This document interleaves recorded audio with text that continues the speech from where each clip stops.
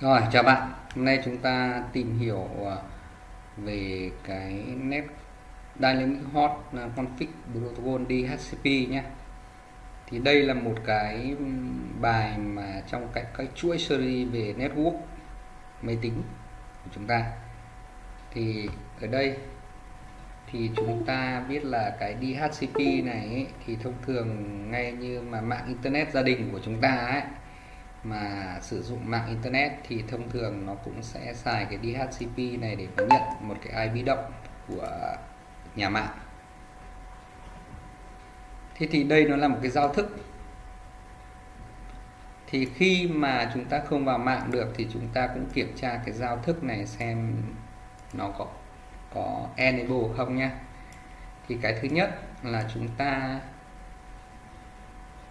kiểm tra bằng cách thứ nhất là chúng ta sẽ vào cái service của Windows nhé, trong Control Panel và chọn là service, hoặc là chúng ta có thể gõ ở đây service. Đấy, thì chúng ta kích vào đây. Đấy, thì nó sẽ ra cái giao diện service như thế này. Thì ở đây chúng ta sẽ chú ý đến cái DHCP này, client này. Đấy là một cái dịch vụ mạng của giao thức DHCP. Thì ở đây chúng ta chú ý nó là đang running nhé. Đấy. Khi mà nó ở trạng thái off stop thì nó sẽ không nhận được cái IP. Khi chúng ta không nhận được cái IP vào mạng để chúng ta vào mạng, thì đấy là cái để chúng ta lưu ý khi mà chúng ta vào mạng thì cái giao thức đấy là phải đang running, đang chạy. Đó. Thì cái giao thức này nó là dynamic hot, có nghĩa cái dynamic này là động. Khi mà enable cái giao thức này thì nó sẽ nhận tự động, nó nhận cái địa chỉ IP mà trên nhà mạng cung cấp xuống. Khi mà nó vào mạng cái là nó đã nhận cái IP của nhà mạng rồi, và lúc đấy nó dùng cái IP đó để nó kết nối với nhà mạng, và khi đó thì chúng ta có thể truy cập được vào internet cũng như là các trang mạng khác. Thì đây nó là một cái giao thức, thì nó được định nghĩa cũng như là chi tiết ở trong cái RFC 2131 này. Đấy.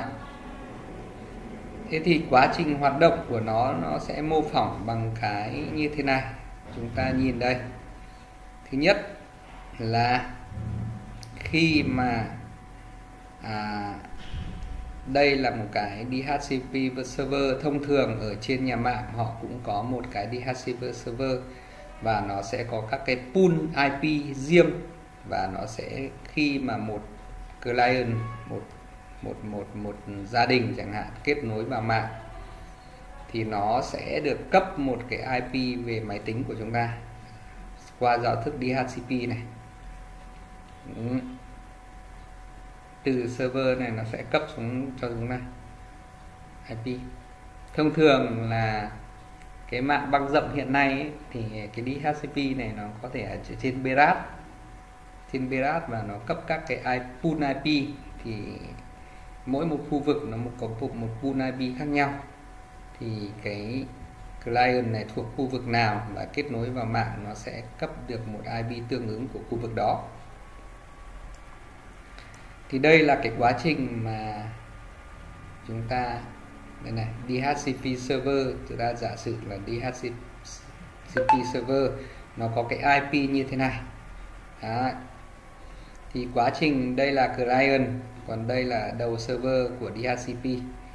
Thế thì khi client trao đổi mà muốn vào mạng thì nó sẽ phải request một cái tới đầu DHCP server với cái nguồn là 000 này. Đấy. Và ID transaction đấy, theo cái form, tức là theo cái trao đổi, cái đây là cái thông tin để giữa thằng client trao đổi với thằng này, thằng DHCP server này. Thì khi thằng này request lên thì thằng này nó sẽ gửi về một cái đấy, nó cấp cho một cái IP nguồn là như này, date này, đấy, thời gian này, transaction ID này. Đấy, nó sẽ cấp lại cho thằng client. Khi đó thằng client này nó có cái IP đấy rồi thì nó sẽ, đấy là đầu tiên là discovery nhé, sau đó nó đẩy cái offer cho thằng này, thì thằng này bắt đầu lúc đấy là dùng DHCP request, thì lúc đấy DHCP nó sẽ trả lại cái IP cho thằng này. Đây, nguồn. Thì đấy là cái DHCP. Thì để chúng ta kiểm tra trên máy tính thì chúng ta có thể kiểm tra trên máy tính ở đây, là đang vào bằng Wi-Fi thì chúng ta có thể kiểm tra trên máy tính như này. Đây là Win 10 nhé. Thì khi đó thì chúng ta vào cái phần mà Ethernet thì chúng ta đang không sử dụng bằng Ethernet mà chúng ta đang dùng Wi-Fi. Wi-Fi thì chúng ta vào cái phần này để chúng ta xem là cái này. Đấy, cái Wi-Fi nếu như chúng ta dùng cái này là mạng dây, nếu chúng ta cắm dây thì cái này nó sẽ on lên.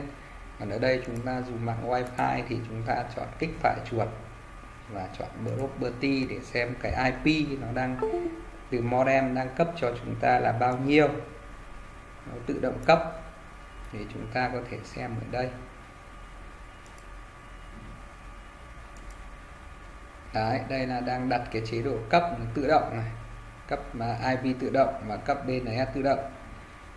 Thì chúng ta muốn xem cái IP đó là bao nhiêu thì chúng ta có thể có vào command dot này, chúng ta dùng một câu lệnh ipconfig.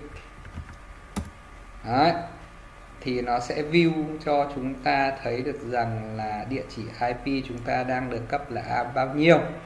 Ở đây là cái modem của chúng ta, cái DHCP của modem nó đang cấp cho một cái IP nội bộ của thằng modem là 192.168.1.5. Đấy. Còn subnet mask là 255.5. Gateway là cũng IP nội bộ nhưng trỏ về chấm 1. Chấm 1 này chính là cái gateway của thằng LAN của modem nó cấp. Còn IP1 thì chúng ta muốn xem IP1 thì chúng ta có một là có truy cập vào modem, hai là chúng ta xem ở trên internet. Ví dụ như chúng ta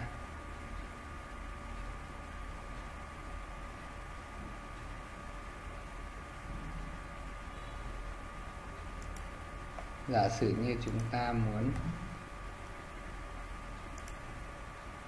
chúng ta tìm cái trang này.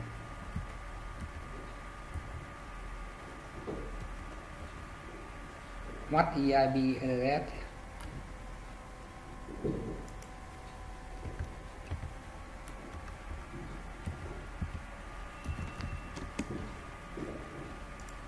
Đấy.